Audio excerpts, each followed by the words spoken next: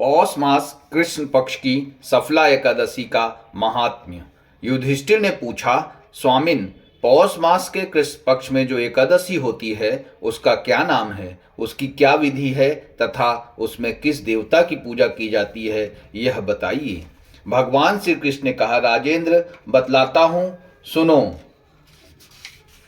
बड़ी दक्षिणा वाले यज्ञों से भी मुझे उतना संतोष नहीं होता जितना एकादशी के व्रत अनुष्ठान से होता है। इसलिए सर्वथा प्रयत्न करके एकादशी का व्रत करना चाहिए।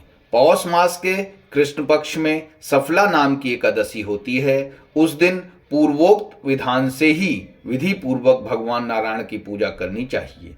एकादशी कल्याण करने वाली है, अतः इसका व्रत अवश्य करना उचित है। जैसे नागों में शेषनाग, पक्षियों में गरुण, देवताओं में श्री विष्णु तथा मनुष्यों में ब्राह्मण श्रेष्ठ हैं, उसी प्रकार संपूर्ण व्रतों में एकादशी तिथि का व्रत श्रेष्ठ है। राजन, सफला एकादशी को नाम मंत्रों का उच्चारण करके फलों के द्वारा श्रीहरि का पूजन करें। नारियल के फल, सुपारी, बिजौरा नींबू, जमीरा नींबू, अनार, सुंदर आंवला, लौंग, बेर तथा विशेषतः आम के फलों से देव देवेश्वर श्रीहरि की पूजा करनी चाहिए। इसी प्रकार धूप दीप से भी भगवान की अर्चना करें। सफला एकादशी को विशेष रूप से दीप दान करने का विधान है। रात को वैष्णव पुरुषों के साथ जागरण करना चाहिए। जागरण करने वाले को जिस फल की प्राप्ति होती है वह हजारों वर्ष तपस्या करने से भी नहीं मिलता। नृपश्रेष्ठ, अब सफला एकादशी की शुभ कारणी कथा सुनो। चंपावती नाम से विख्यात एक पुरी है जो कभी राजा महिष्मत की राजधानी थी। राजऋषि महिष्मत के 5 पुत्र थे। उनमें से जो ज्येष्ठ था वह सदा पाप कर्म में ही लगा रहता था, पर स्त्रीगामी और वैश्यासक्त था। उसने पिता के धन को पाप कर्म में ही खर्च किया। वह सदा दुराचार परायण तथा ब्राह्मणों का निंदक था। वैष्णवों और देवताओं की भी हमेशा निंदा किया करता था। अपने पुत्र को ऐसा पापाचारी देखकर राजा महिष्मत ने राजकुमारों में उसका नाम लुम्भक रख दिया। फिर पिता और भाइयों ने मिलकर उसे राज्य से बाहर निकाल दिया। लुम्भक उस नगर से निकलकर गहन वन में चला गया। वहीं रहकर उस पापी ने प्रायः समूचे नगर का धन लूट लिया। एक दिन जब वह चोरी करने के लिए नगर में आया तो रात में पहरा देने वाले सिपाहियों ने उसे पकड़ लिया, किंतु जब उसने अपने को राजा महिष्मत का पुत्र बतलाया तो सिपाहियों ने उसे छोड़ दिया। फिर वह पापी वन में लौट आया और प्रतिदिन मांस तथा वृक्षों के फल खाकर जीवन निर्वाह करने लगा।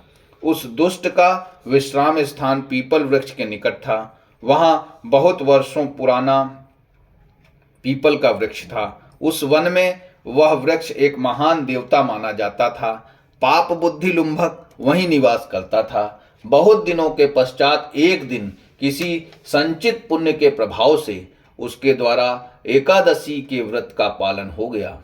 पौष मास में कृष्ण पक्ष की दशमी के दिन पापिष्ट लुम्बक ने वृक्षों के फल खाए और वस्त्रहीन होने के कारण रात भर जाड़े का कष्ट भोगा। उस समय न तो उसे नींद आई और न आराम ही मिला। वह निष्प्राण सा हो रहा था। सूर्योदय होने पर भी उस पापी को होश नहीं हुआ। सफला एकादशी के दिन भी लुम्बक बेहोश पड़ा रहा। दोपहर होने पर उसे चेतना प्राप्त हुई। फिर इधर उधर दृष्टि डालकर वह आसन से उठा और लंगड़े की भांति पैरों से बार बार लड़खड़ाता हुआ वन के भीतर गया। वह भूख से दुर्बल और पीड़ित हो रहा था। राजन, उस समय लुम्भक बहुत से फल लेकर ज्यों ही विश्राम स्थान पर लौटा त्यों ही सूर्यदेव अस्त हो गए। तब उसने वृक्ष की जड़ में बहुत से फल निवेदन करते हुए कहा, इन फलों से लक्ष्मीपति भगवान विष्णु संतुष्ट हों। यूं कहकर लुम्भक ने रात भर नींद नहीं ली। इस प्रकार अनायास ही उसने इस व्रत का पालन कर लिया। उस समय सहसा आकाशवाणी हुई कि राजकुमार, तुम सफला एकादशी के प्रसाद से राज्य और पुत्र प्राप्त करोगे। बहुत अच्छा कहकर उसने वह वरदान स्वीकार किया। इसके बाद उसका रूप दिव्य हो गया। तब से उसकी उत्तम बुद्धि भगवान श्री विष्णु के भजन में लग गई।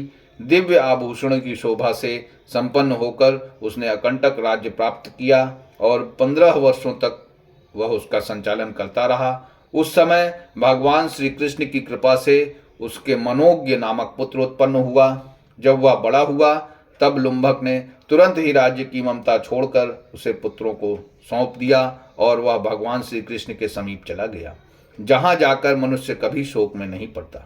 राजन, इस प्रकार जो सफला एकादशी का उत्तम व्रत करता है वह इस लोक में सुख भोग कर मरने के पश्चात मोक्ष को प्राप्त होता है।